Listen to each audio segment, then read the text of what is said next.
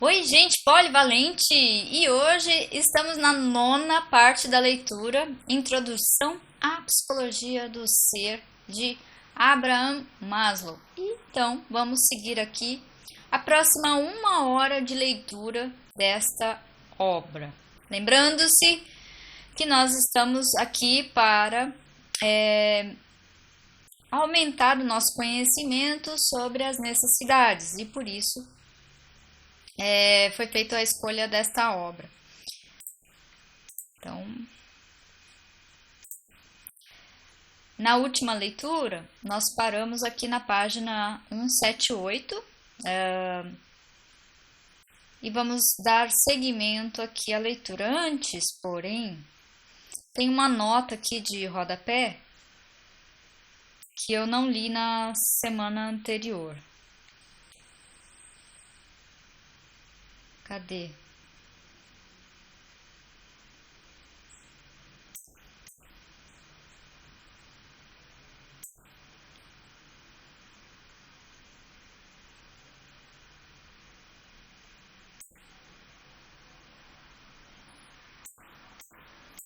Era melhor ter lido aqui, né? Tá falando sobre abordagem mais naturalista e descritiva, mais científica, também tem a vantagem de transferir a forma das questões das perguntas carregadas. Das questões de tem que ser e deve ser com sua carga prévia de valores implícitos e não examinados, para a mais usual forma empírica das perguntas sobre quando, onde, a quem, quanto e em que condições. Isto é, para questões empiricamente testáveis. Aí ele colocou aqui uma nota de rodapé, né? Isso também é uma saída da circularidade tão característica das discussões teóricas e semânticas de valores. Por exemplo, esta joia extraída de um cartoon. O bom é melhor do que o mal porque é mais bacana. É uma linguagem testável da intimação de Nietzsche para que seja o que é, ou a de Kierkegaard, seja aquele eu que você verdadeiramente é, ou a de Rogers, aquilo porque os seres humanos parecem. Então, voltando aqui para o texto, se não tem mais. Aqui, ó. Aqui estar lutando quando tem liberdade de escolha. Essa palavra foi sugerida pelo Dr. Richard Farson. Nota do tradutor. A palavra inglesa coasting do texto original significa deslizar por declive ou ladeira ou encosta. Ele está falando desse segundo texto que a gente vai ler agora. Então vamos voltar para o texto aqui. Uma hipótese subsidiária é que as tendências para escolher esses mesmos S-valores podem ser observados, ainda que vaga e debilmente, em todos ou na maior parte dos seres humanos. Isto é, podem ser valores universais da espécie que, entretanto, são vistos com maior clareza e do modo mais inconfundível e vigoroso nas pessoas sadias. E que nessas pessoas sadias, esses valores superiores estão menos adulterados por valores defensivos, instigados pela ansiedade, ou por aquilo a que me referirei mais abaixo como valores sadio, regressivos ou de recaída.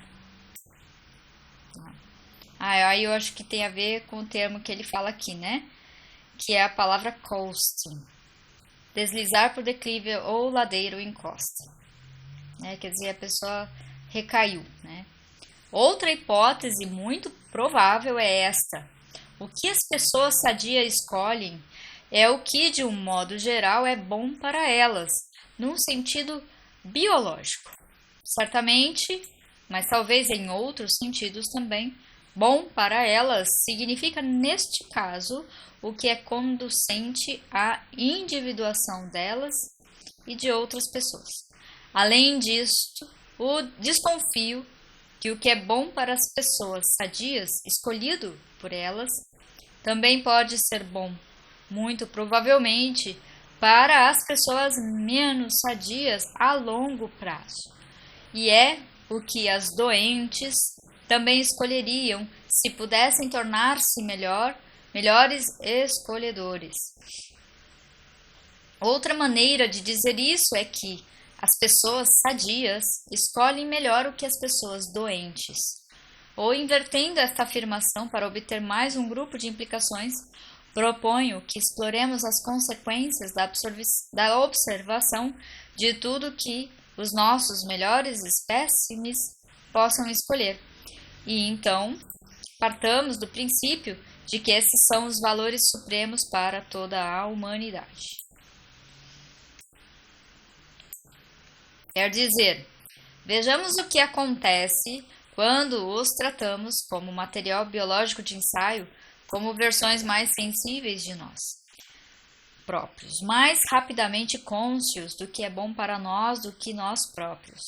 Estamos admitindo como suposição que acabaríamos escolhendo com o tempo o mesmo que eles escolheram rapidamente, ou que mais cedo ou mais tarde enxergaríamos a sabedoria de suas escolhas e faríamos então as mesmas escolhas, ou que eles percebem clara e penetrantemente enquanto nós só percebemos vaga e superficialmente.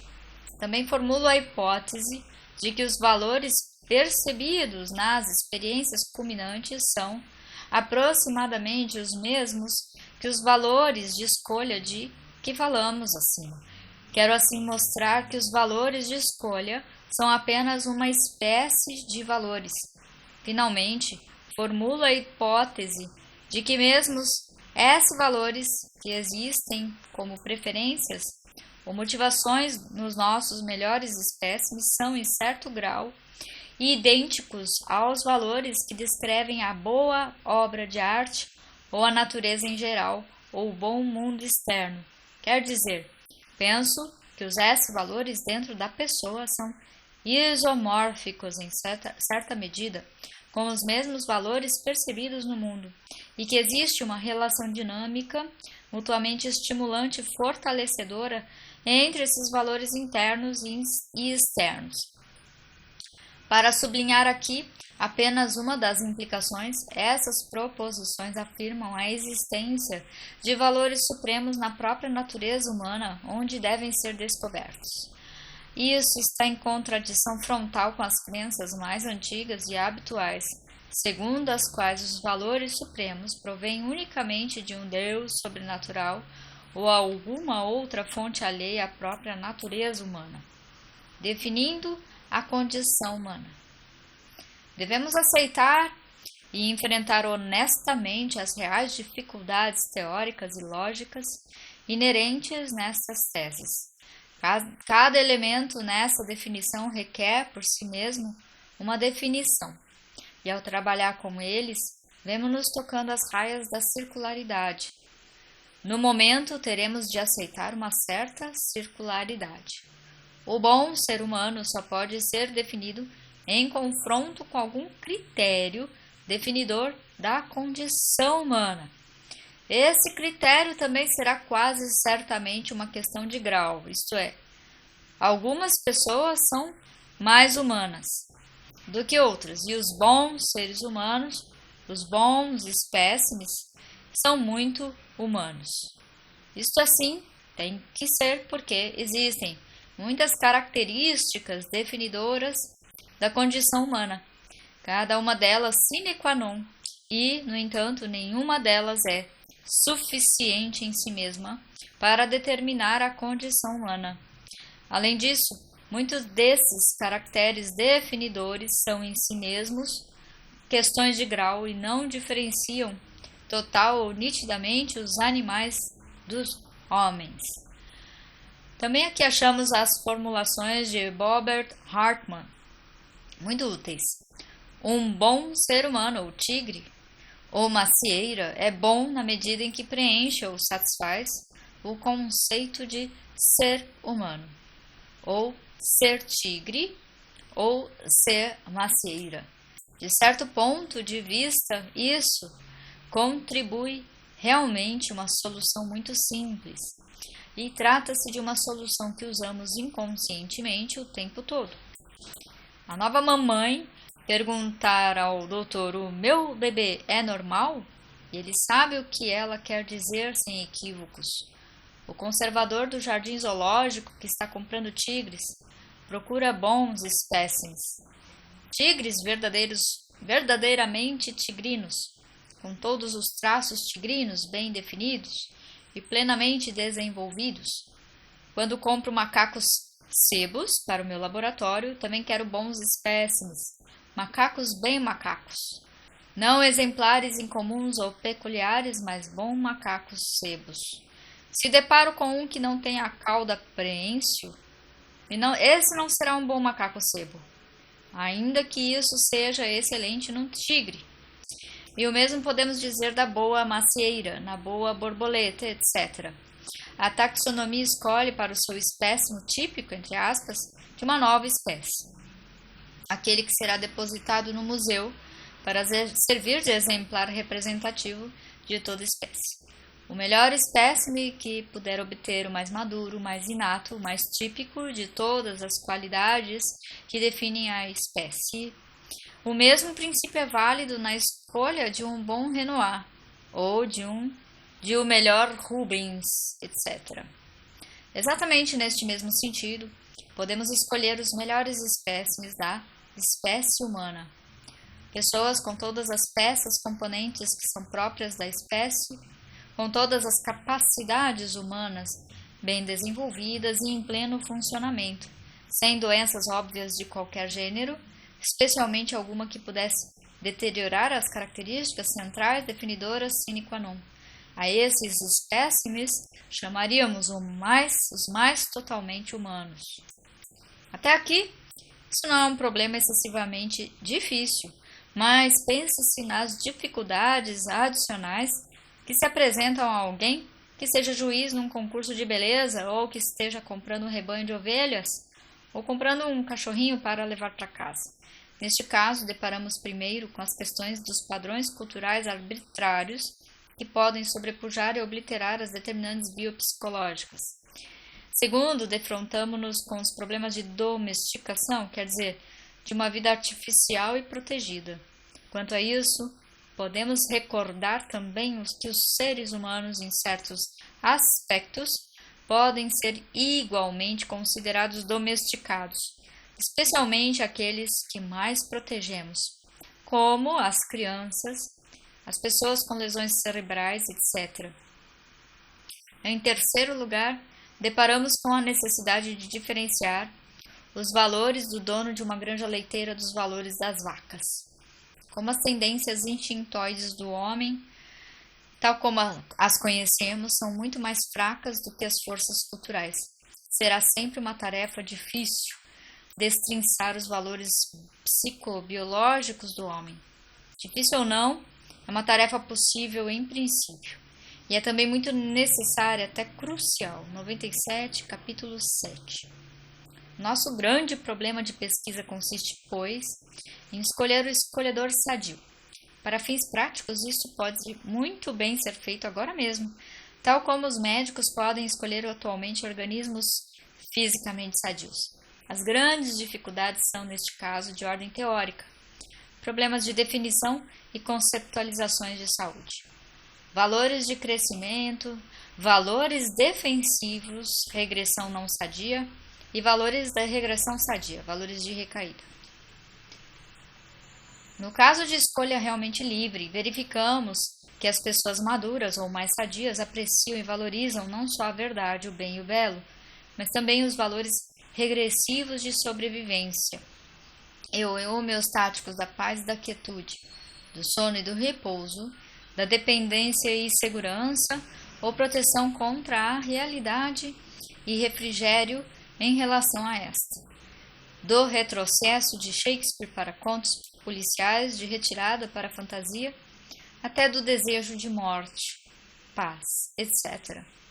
Podemos chamar-lhes rudimentarmente os valores de crescimento e os valores sadio-regressivos ou de recaída, e assinalar ainda que quanto mais forte, madura e sadia for a pessoa, mais ela procura os valores de crescimento e menos procura e necessita dos valores de recaída, mas ainda precisa de uns e outros. Em todo caso, esses dois conjuntos de valores encontram-se sempre numa relação dialética entre si. provocando o equilíbrio dinâmico que é o comportamento manifesto. Convém recordar que as motivações básicas fornecem uma hierarquia de valores preparada de antemão. Valores estes que se relacionam mutuamente como necessidades superiores e necessidades inferiores, necessidades mais fortes e mais fracas, mais vitais e mais dispensáveis. Essas necessidades estão dispostas numa hierarquia integrada e não de forma dicotômica, isto é, apoiam-se uma nas outras. A necessidade superior de concretização de talentos especiais, digamos, apoia-se na contínua satisfação das necessidades de segurança, as quais não desaparecem ainda quando se encontrem no estado inativo. Por inativo, entendo a condição de fome depois de uma boa refeição. Isso significa que o processo de regressão para as necessidades inferiores mantém-se sempre como uma possibilidade. Nesse contexto, deve ser visto não só como patológico ou mórbido, mas também como absolutamente necessário à integridade do organismo em seu todo e como requisito preliminar para a existência e funcionamento das necessidades superiores. A segurança é uma precondição sine qua non para o amor.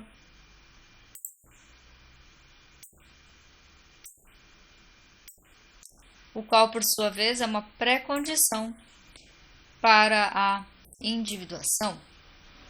Portanto, essas escolhas de valores sadiamente regressivos devem ser consideradas normais, naturais, sadias, instintoides e etc., como chamados valores superiores. Também é claro que se situam numa relação dinâmica ou dialética entre si, ou como prefiro dizer, são mais hierarquicamente integrados do que dicotômicos. Finalmente, devemos encarar o fato claro e descritivo de que as necessidades e os valores inferiores são prepotentes em relação aos valores e necessidades superiores. A maior parte do tempo, e para a maioria da população, isto é, o fato de que exerce uma forte atração regressiva, só nos indivíduos mais sadios, mais maduros e mais evoluídos é que os valores superiores são sistematicamente escolhidos e preferidos com maior frequência. E assim mesmo, somente em boas ou razoavelmente boas circunstâncias de vida. Provavelmente isto é verdade em grande parte, por causa da sólida base de necessidades inferiores gratificadas, que, em virtude da sua dormência ou inatividade, através da gratificação, não exercem agora qualquer atração regressiva. E também é obviamente verdade que esse pressuposto da gratificação de necessidades supõe um mundo bastante bom.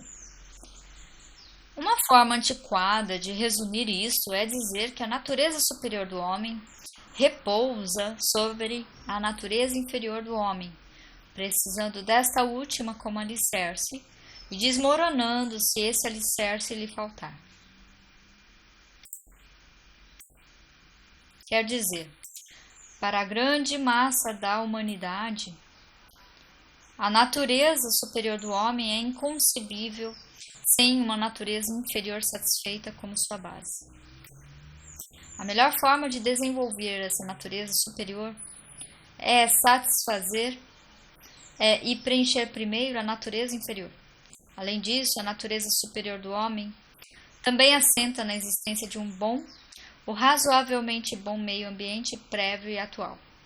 A implicação neste caso é de que a natureza, ideais e aspirações superiores do homem, assim como as suas aptidões mais elevadas, não se fundamentam numa renúncia dos instintos, mas antes na gratificação instintual. É claro, as necessidades básicas de que tenho estado a falar não são a mesma coisa que os instintos dos freudianos clássicos. Mesmo assim, o modo como me expressei assinala a necessidade de um reexame da teoria dos instintos de Freud. Há muito que essa necessidade se faz sentir. Por outro lado, o nosso fraseado tem algum isomorfismo com a dicotomia metafórica de Freud dos instintos de vida e de morte. Talvez possamos usar uma metáfora básica, embora modificando a linguagem concreta. Essa dialética entre progressão e regressão, entre superior e inferior, está sendo agora expressada, de outra forma, pelos existencialistas.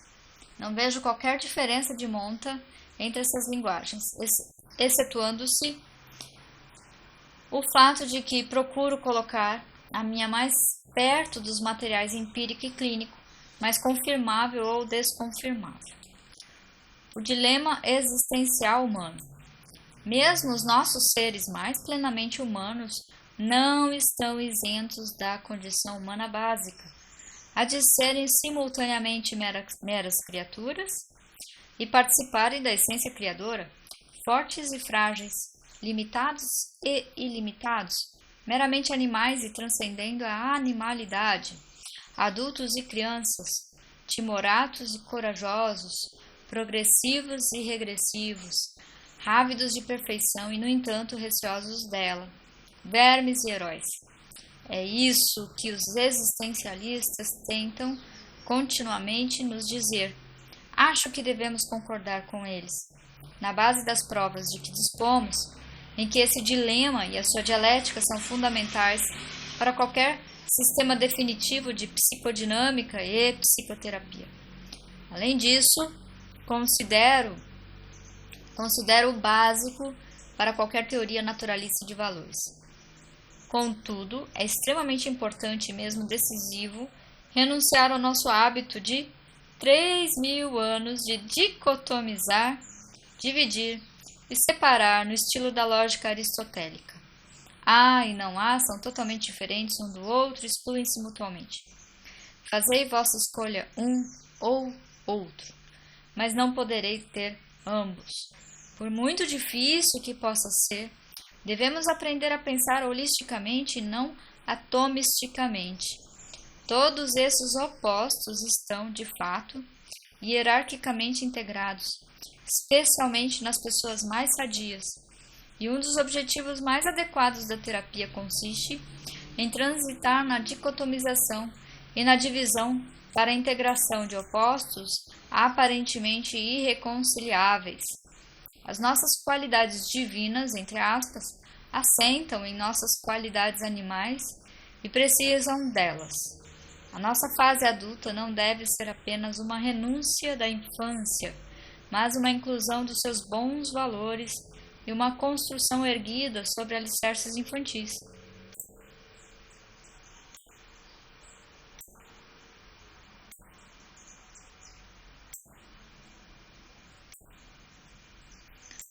Os valores superiores estão hierarquicamente integrados com os valores inferiores. Em última análise, a dicotomização patologiza e a patologia dicotomiza. Perfeito. Comparar com o poderoso conceito de isolamento de Goldstein. Os valores intrínsecos como possibilidades. Como eu já disse, os valores são parcialmente descobertos por nós dentro de nós próprios, mas também são em parte criados ou escolhidos pela própria pessoa. A descoberta não é a única forma de derivar os valores pelos quais viveremos.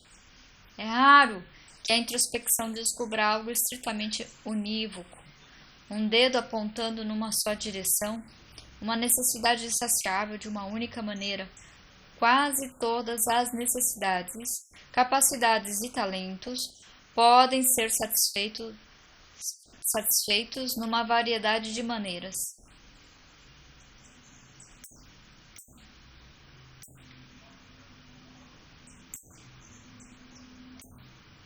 Embora essa variedade seja limitada, ainda é uma variedade.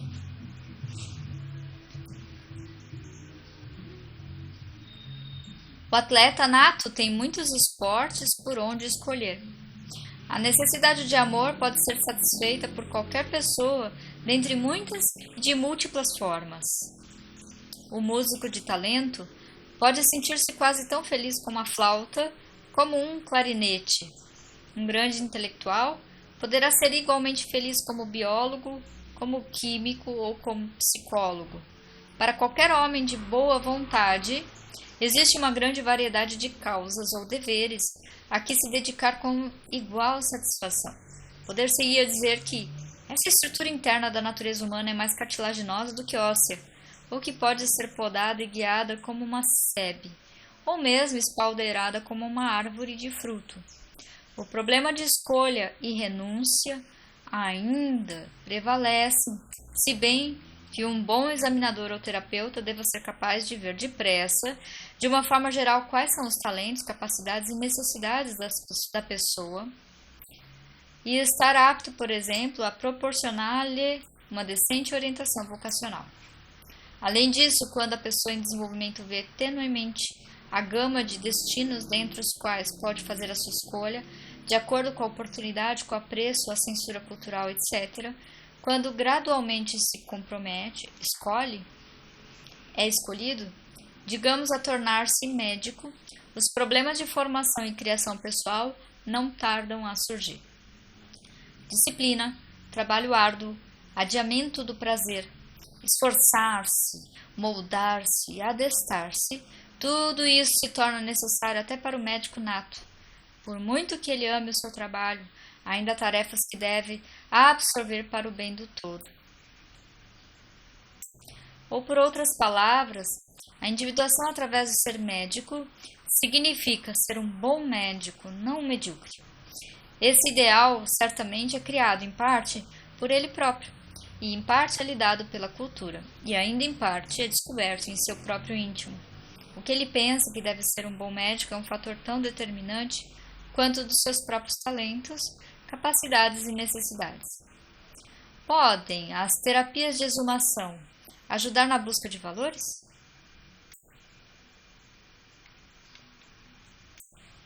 Hartmann nega que os imperativos morais possam ser legitimamente derivados dos achados psicanalíticos.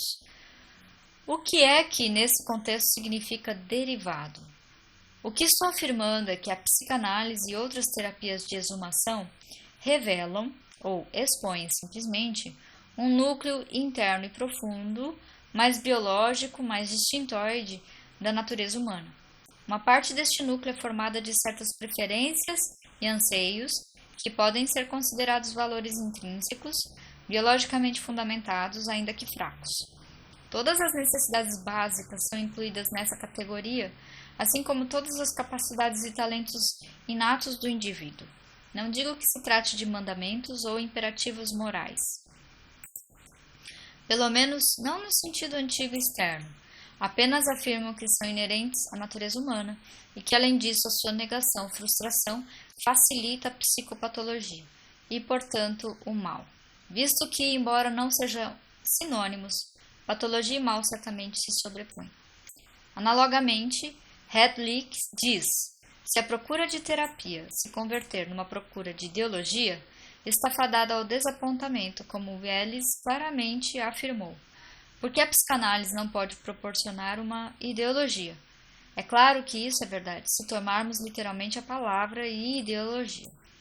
Aqui ele vai falar das notas de rodapé. 3. Não estou certo se haverá muita diferença real de opinião neste ponto. Por exemplo, uma passagem Hartmann parece-me concordar com a minha tese acima, especialmente em sua ênfase sobre valores autênticos. Comparar com o seguinte e conciso enunciado de Feuer, a distinção entre valores autênticos e inautênticos é entre valores que são expressivos dos impulsos primordiais do organismo e os que são induzidos pela ansiedade. É o contraste entre valores que são expressivos da livre personalidade e aqueles que são repressivos, através do medo e do tabu. Essa distinção é que constitui a base da teoria ética e do desenvolvimento de uma ciência social aplicada para a realização da felicidade dos homens. Tá. Então, voltando. Analogamente, Hedlick, se a procura de terapia se converter numa procura de ideologia, está fadada ao desapontamento, como Willis, acho que claramente afirmou, porque a psicanálise não pode proporcionar uma ideologia. É claro que isso é verdade se tomarmos literalmente a palavra ideologia. Entretanto, algo muito importante volta a ser esquecido a este respeito. Embora essas terapias de exumação não forneçam uma ideologia, elas certamente ajudam a desvendar e pôr a nu pelo menos os Anlagen. Vamos ver o que é Anlagen antes de terminar essa coisa. O que são Anlagens? Em alemão, no original, na terminologia psicológica, Anlagen designa uma condição predisponente, os traços de experiências básicos, que podem ser ulteriormente desenvolvidos no plano ou disposição definidos. Beleza. Ajuda a desvendar e a pôr a nu pelo menos os Anlagen, ou rudimentares de valores intrínsecos. Quer dizer, o terapeuta de profundidade pode ajudar um paciente a desvendar os valores mais intrínsecos e mais profundos que ele, paciente, está perseguindo obscuramente, pelos quais anseia e de que necessita. Portanto, sustento que o gênero certo de terapia é deveras importante para a procura de valores e não irrelevante como Welles pretende.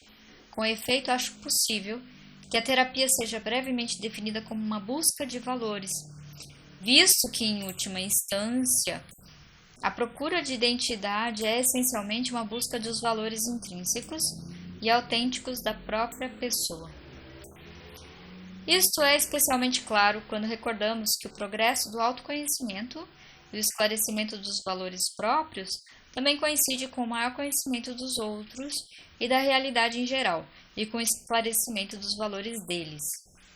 Finalmente, considero possível que a grande ênfase atual sobre o supostamente profundo hiato entre o autoconhecimento e a ação ética e o compromisso com os valores pode ser em si mesmo um sintoma do hiato especificamente obsessional entre pensamento e ação, o qual não é tão geral para outros tipos de caráter, mas ver 32. Provavelmente isso também pode ser generalizado para a velha dicotomia dos filósofos entre o é e deve ser, entre fato e norma.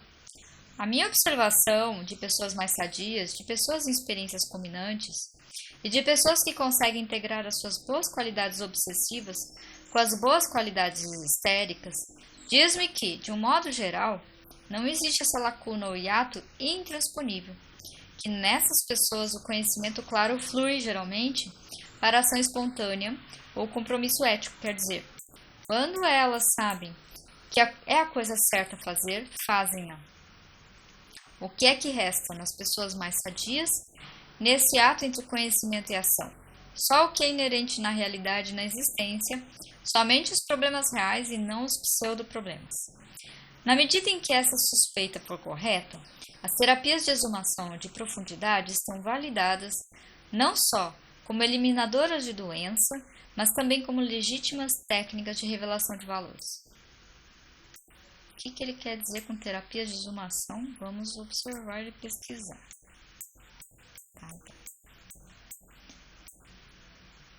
A saúde como transcendência do ambiente. O meu propósito é salvar um ponto que talvez corra perigo de se perder na atual onda de discussão em torno da saúde mental. O perigo que vejo é o de ressurgimento, em novas e mais sofisticadas formas, da antiga identificação de saúde psicológica com ajustamento. Concordo. Ajustamento à realidade, ajustamento à sociedade, ajustamento a outras pessoas. Quer dizer, a pessoa sadia autêntica pode ser definida não per se, não em sua autonomia, não pelas suas próprias leis intrapsíquicas e não ambientais, não como diferente do ambiente, independente dele ou oposto a ele, mas antes em função do ambiente, por exemplo, da capacidade de dominar o ambiente, de ser capaz, adequado, eficaz, competente em relação a ele, de fazer um bom trabalho, de percebê-lo bem, de estar em boas relações com ele, de ter êxito nos termos estabelecidos por ele.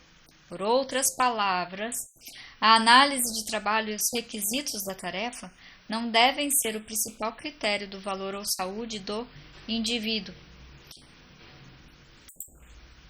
Existe não só uma orientação para o exterior, mas também para o interior. Um ponto centralizador extrapsíquico não pode ser usado para a tarefa teórica de definir a psique saudável. Não devemos cair na armadilha de definir o bom organismo em termos do que é bom parar, como se ele fosse mais um instrumento do que algo em si mesmo, como se fosse apenas um meio para algum fim extrínseco. Tal como entendo a psicologia marxista, também ela constitui uma expressão muito rude e inconfundível do ponto de vista de que a psique é um espelho da realidade.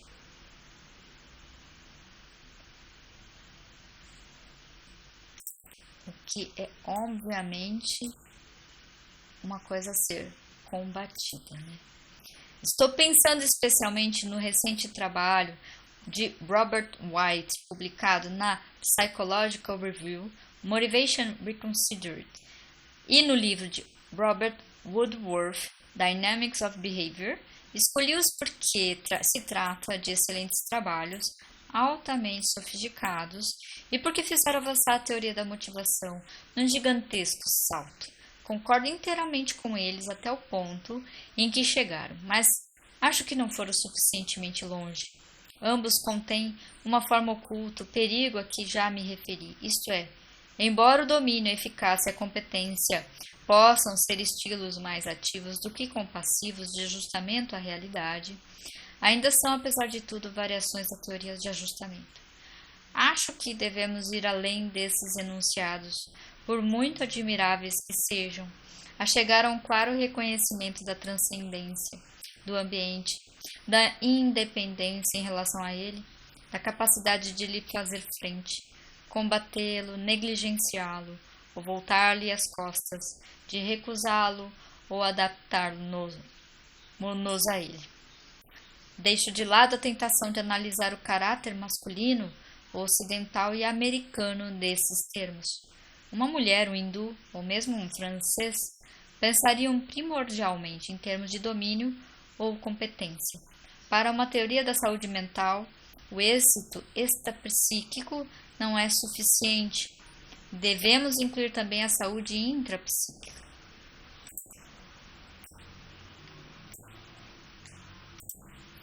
Outro exemplo que eu não levaria a sério, não fosse o fato de tantos outros o levarem a sério, é o tipo de esforço desenvolvido por Harry Stack Sullivan para definir o eu simplesmente em termos do que outras pessoas pensam dele, uma extrema relatividade cultural em que a individualidade sadia fica inteiramente perdida. Não quero dizer que isso não seja verdadeiro para a personalidade imatura, de fato é, mas estamos falando sobre a pessoa sadia e plenamente desenvolvida, e ela caracteriza-se certamente pela sua transcendência das opiniões das outras pessoas.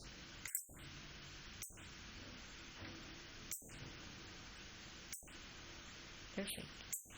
Para fundamentar a minha convicção de que devemos salvar a diferenciação entre o eu e o não eu, a fim de compreender a pessoa plenamente amadurecida, autêntica, individuada, autorrealizadora, produtiva, sadia, chamo a atenção para as seguintes considerações apresentadas muito sucintamente. 1.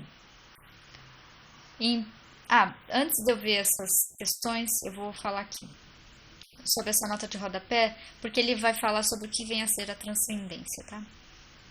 A palavra transcendência é usada à falta de melhor independência de. Implica numa dicotomização demasiado simples do eu e do ambiente, e portanto é incorreto. Infelizmente, transcendência sugere para alguns um superior que repele e repudia o inferior, isto é, também uma falsa dicotomia.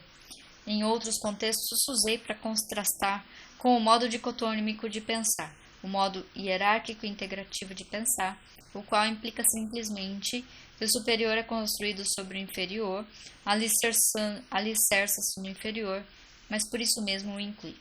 Por exemplo, o sistema nervoso central, ou a hierarquia das necessidades básicas, ou um exército, são hierarquicamente integrados.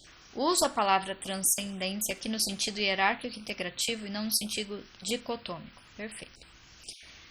Então, voltando lá, né, para fundamentar a minha convicção de que devemos salvar a diferenciação entre o eu e o não eu, a fim de compreender a pessoa plenamente amadurecida, autêntica, individuada, autorrealizadora, produtiva e sadia, chamo a atenção para as seguintes considerações apresentadas muito sucintamente.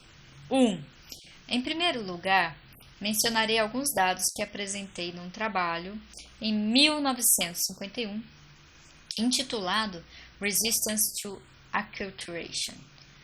Informei, então, que os meus sujeitos sadios aceitavam aparentemente as convenções, mas em particular eram indiferentes, superficiais e desinteressados a respeito delas. Quer dizer, podiam aceitar ou desprezar as convenções. Em praticamente todos eles, observei uma calma e bem-humorada rejeição da estupidez e imperfeições da cultura, como maior ou menor esforço no sentido de melhorá-la. Manifestavam decididamente uma capacidade de combatê-la vigorosamente sempre que o achavam necessário. Para citar esse estudo, entre aspas, a mistura, em várias proporções de inclinação favorável ou aprovação e de hostilidade ou crítica, indicaram que eles selecionam da cultura americana o que é bom nela, de acordo com seus pontos de vista, e rejeitam o que pensam ser mal nela. Numa palavra, avaliam e julgam a cultura pelos seus próprios critérios íntimos e tomam suas próprias decisões.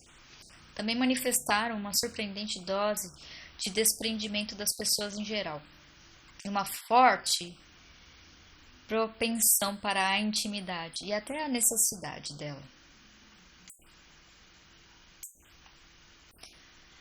Entre aspas, novamente, por essas e outras razões, podem ser chamados autônomos, isto é, governados pelas leis do seu próprio caráter e não pelas leis da sociedade, na medida em que elas forem diferentes. É neste sentido que eles não são só ou meramente americanos, mas também membros, em geral, da espécie humana. Formulei, então, a hipótese de que essas pessoas devem ter menos caráter nacional e devem assemelhar-se mais entre si para além das fronteiras culturais do que ter alguma semelhança como os membros menos desenvolvidos de sua própria cultura. O ponto que desejo salientar aqui é o desprendimento e a independência. O ponto que desejo salientar aqui é o desprendimento, a independência, o caráter autônomo dessas pessoas, a tendência para consultar o seu próprio íntimo na busca de valores condutores e de regras para orientarem a sua própria vida. 2. Acresce que somente por meio de tal diferenciação podemos deixar um lugar teórico para a meditação, contemplação e todas as outras formas de penetração no eu, de afastamento do mundo exterior para escutar as vozes íntimas. Isto inclui todos os processos de todas as terapias de introvisão, em que o alinhamento do mundo é uma condição sine qua non, em que o caminho da cura passa através de um mergulho nas fantasias, nos processos primários, isto é, através da recuperação do intrapsíquico em geral. O divã psicanalítico situa-se fora da cultura, na medida em que tal é possível. Em qualquer exame mais detalhado, eu certamente argumentaria em favor da tese de uma fruição da própria consciência e dos valores da experiência. 3. O recente interesse pela saúde, a criatividade, a arte, as atividades lúdicas e o amor ensinou-nos muita coisa, penso eu, a respeito da psicologia geral. Entre as várias consequências dessas explorações, eu escolheria uma para enfatizar os nossos propósitos atuais.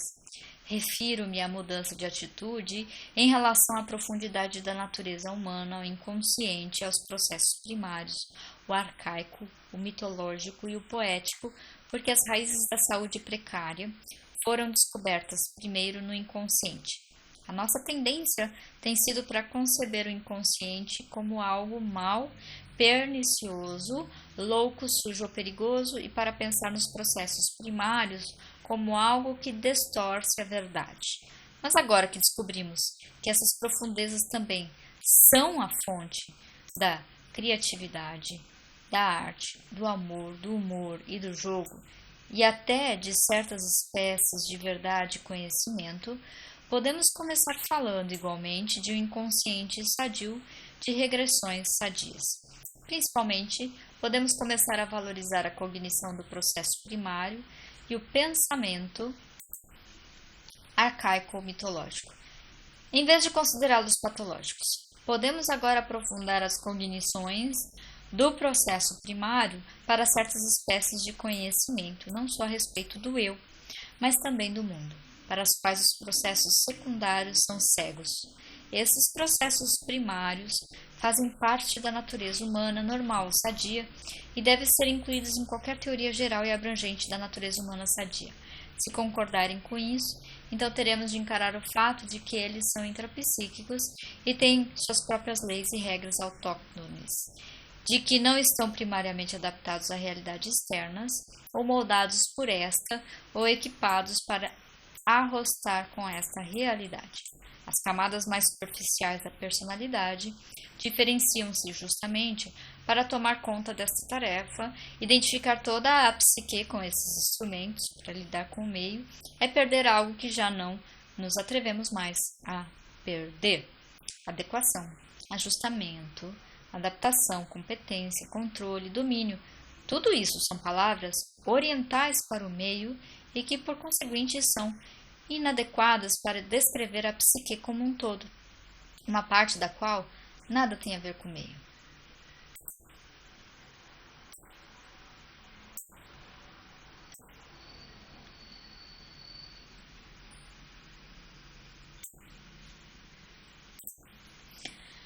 Quatro.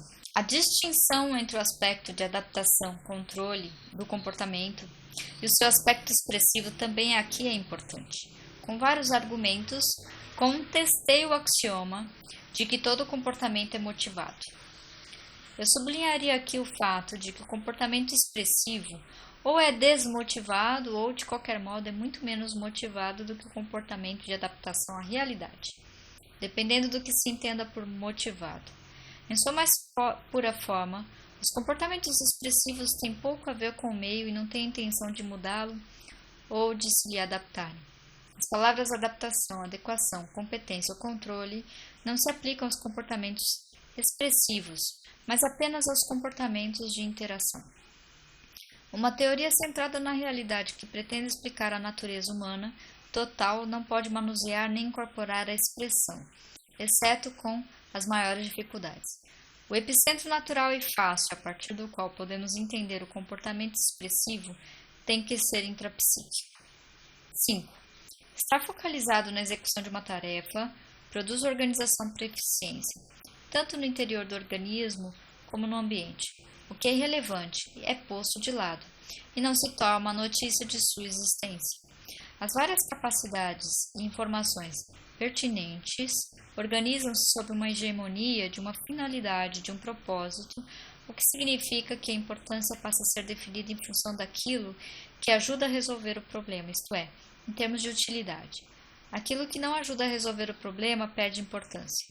A seleção torna-se necessária, assim como a abstração, o que também significa cegueira para algumas coisas, inatenção e exclusão. Mas já sabemos que a percepção motivada, a orientação para a tarefa, a cognição em termos de utilidade, que estão todas envolvidas na eficácia e na competência, o que White define como a capacidade de um organismo para interatuar eficientemente com o seu ambiente. Deixam de fora alguma coisa. Para que a cognição seja completa, mostrei que ela deve ser desprendida, desinteressada, carente de desejos, desmotivada. Só assim estamos aptos a perceber o objeto de sua própria natureza, com seu próprio objetivo e suas características intrínsecas, em vez de o reduzirmos por abstração ao que é útil e o que é ameaçador, etc.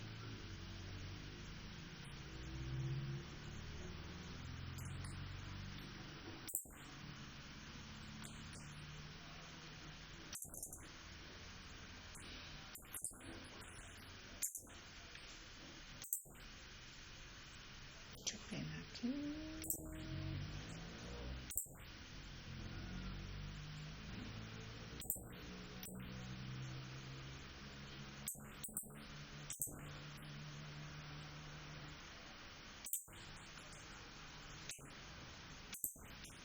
Na medida em que tentamos dominar o meio ou ser eficientes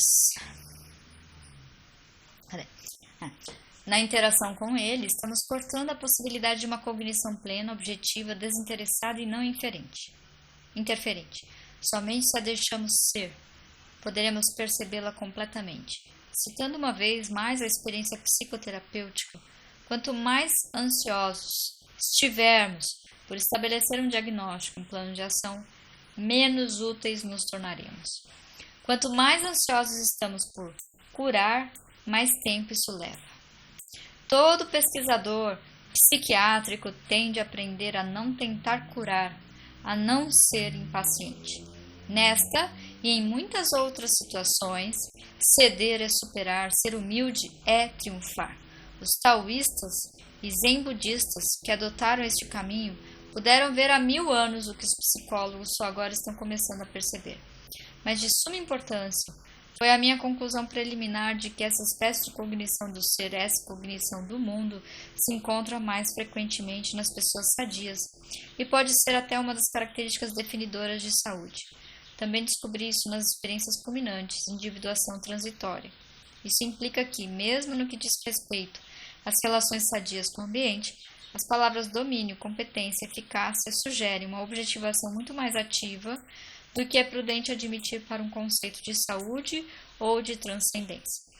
Como um exemplo da consequência dessa mudança de atitude em relação aos processos inconscientes, podemos admitir a hipótese de que a privação sensorial, em vez de ser apenas assustadora, deveria ser também agradável para as pessoas sadias. Quer dizer, como o desligamento do mundo exterior parece permitir que o mundo inferior suba consciência, e como o mundo interior é mais aceito e desfrutado pelas pessoas mais sadias, então elas teriam mais probabilidade de desfrutar a privação sensorial. 6. Finalmente, apenas para me certificar de que a minha tese foi bem entendida, quero enfatizar: 1. Que a busca interior do eu real é uma espécie de biologia subjetiva, porquanto deve incluir um esforço para conscientizar as nossas próprias necessidades, capacidades e reações constitucionais, temperamentais, anatômicas, fisiológicas e bioquímicas. Isto é, a nossa individualidade biológica. Mas, sendo assim, 2, por muito paradoxal que pareça, também é simultaneamente o caminho para experimentarmos a nossa filiação na espécie. Tudo o que temos em comum com todos os outros membros da espécie humana, quer dizer, é um modo de experimentarmos a nossa irmandade biológica com todos os seres humanos, sejam quais forem as suas circunstâncias externas. Resumo: o que essas considerações podem nos ensinar sobre a teoria de saúde é o seguinte: não devemos esquecer o eu autônomo ou pura psique. Não deve ser tratado como se fosse unicamente um instrumento de adaptação. 2. Mesmo quando tratamos das nossas relações com o ambiente, devemos reservar lugar teórico para a sua relação receptiva com o ambiente, assim como para uma relação de domínio. 3. A psicologia é, em parte, um ramo da biologia, em parte, um ramo da sociologia, mas não é apenas isso. Possui também a jurisdição própria e singular, aquela porção da psique que não é um reflexo do mundo exterior ou uma adaptação a este.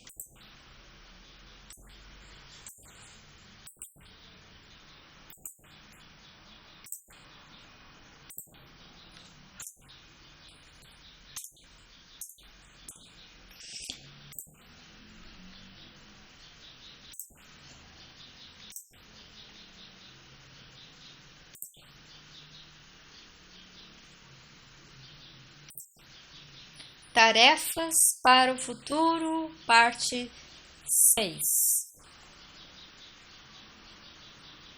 Algumas proposições básicas de uma psicologia do crescimento e da individuação. Quando a filosofia do homem, sua natureza, seus fins, suas potencialidades, sua realização muda, então tudo muda.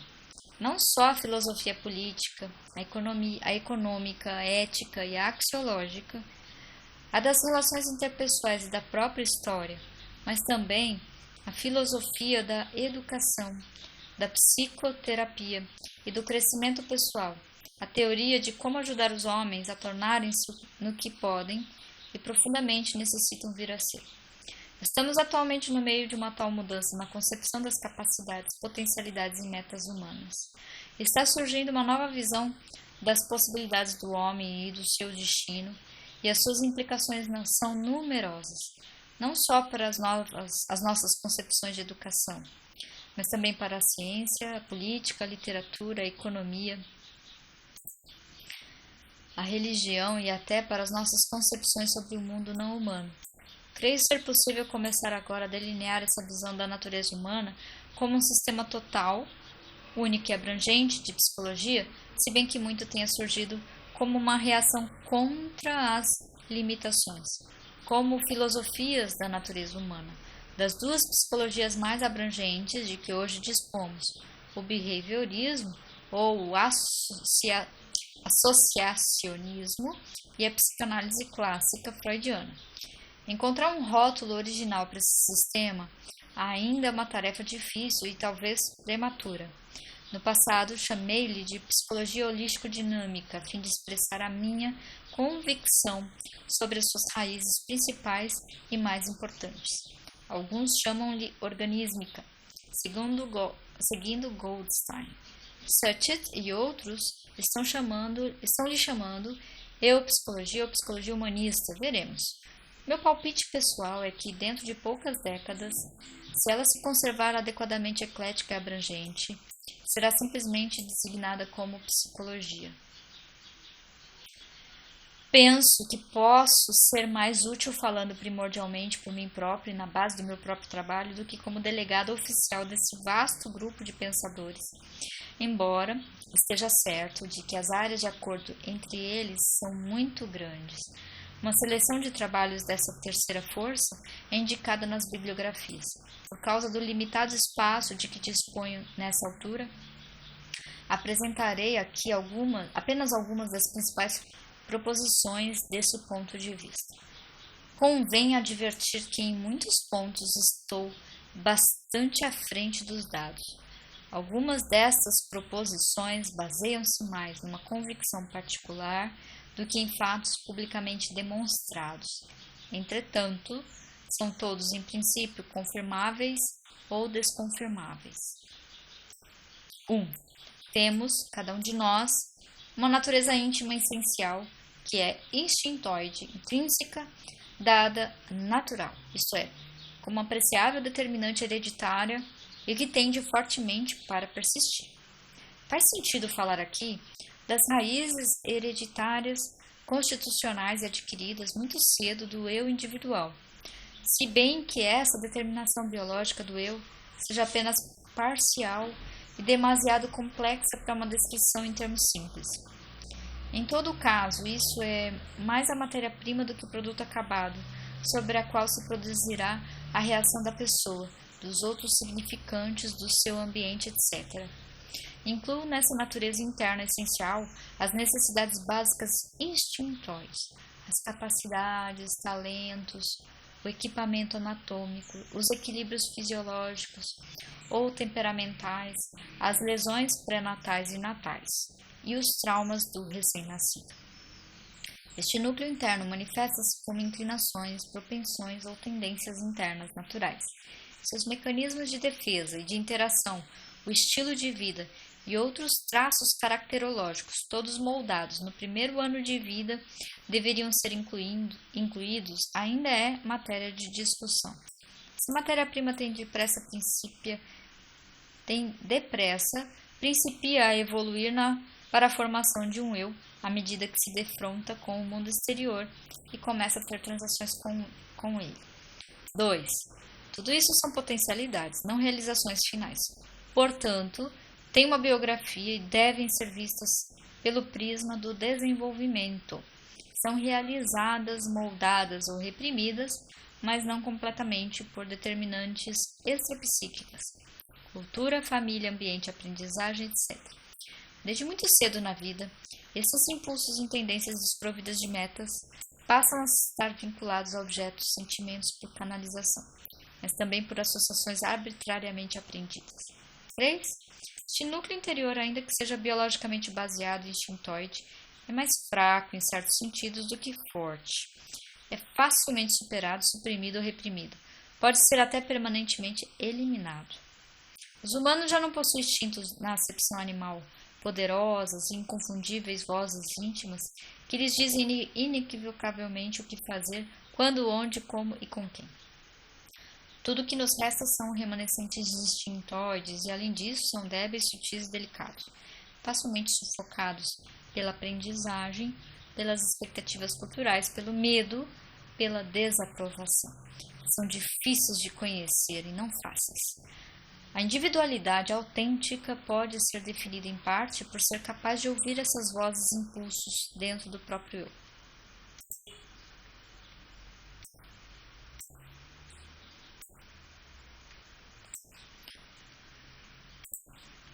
Isto é, saber o que o indivíduo realmente quer ou não quer, aquilo que está apto e para o que não está apto, etc. Parece existirem grandes diferenças individuais no vigor dessas vozes e impulsos. 4.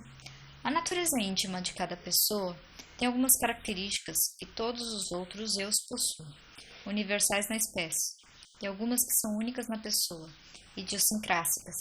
A necessidade de amor caracteriza todo ser humano que nasce, embora possa desaparecer mais tarde, sob determinadas circunstâncias.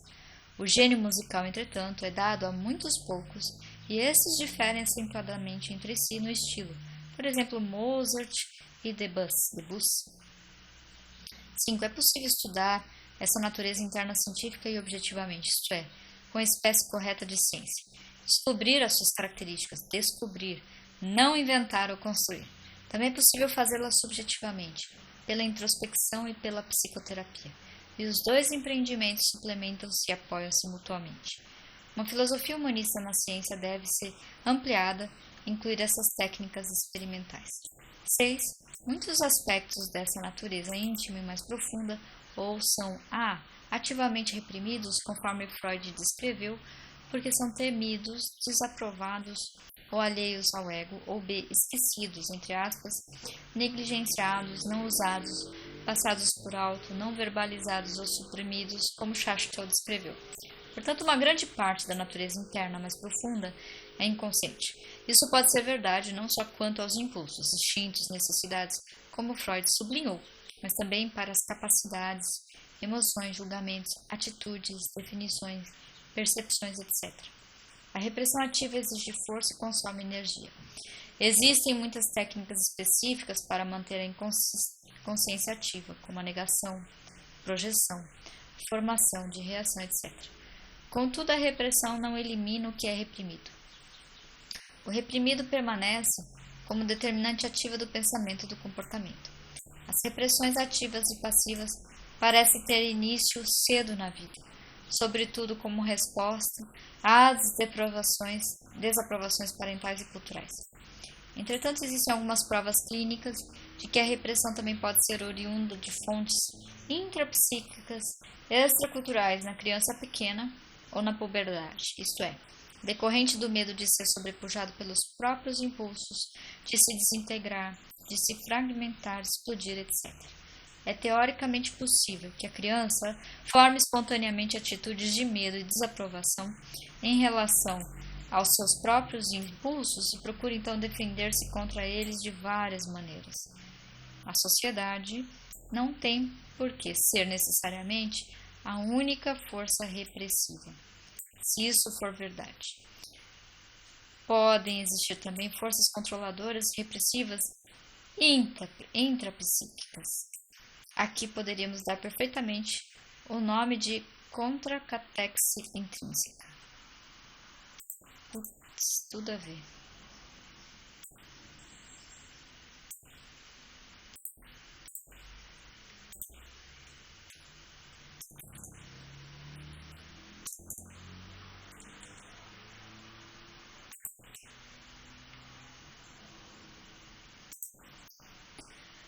É melhor distinguir os impulsos e necessidades inconscientes das formas inconscientes de cognição, porque estas últimas são, com frequência, mais fáceis de trazer à consciência e, portanto, de modificar.